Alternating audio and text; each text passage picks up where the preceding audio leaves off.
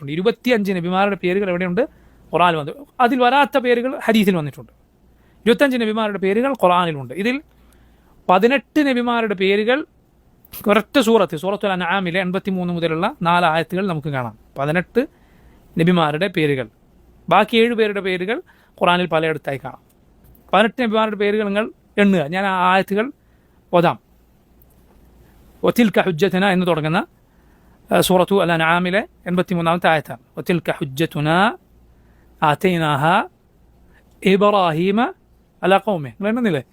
വതിൽക ഹുജ്ജതുന آتيناها إبراهيم على قومه نرفع درجات من نشاء إن ربك حكيم عليم ووهبنا له إسحاق ويعقوب كلا هدينا ونوحا هدينا من قبل ومن ذريته داود وسليمان وأيوب ويوسف وموسى وهارون وكذلك نجزي المحسنين وزكريا ويحيى وعيسى وإلياس كل من الصالحين وإسماعيل واليسع ويونس ولوطا وكلا فضلنا على العالمين ومن آبائهم وذرياتهم وإخوانهم واجتبيناهم وهديناهم إلى صراط مستقيم ذلك هدى الله يهدي به من يشاء ولو أشركوا لحبط عنهم ما كانوا يعملون.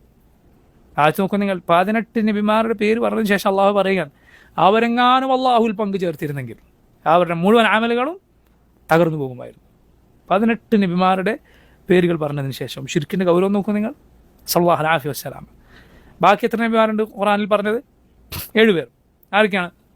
Adam, Hud, Salih, Idris, Shoaib, Dulkifil, 7ാമത്തത് Muhammad സല്ലല്ലാഹു അലൈഹി വസല്ലം.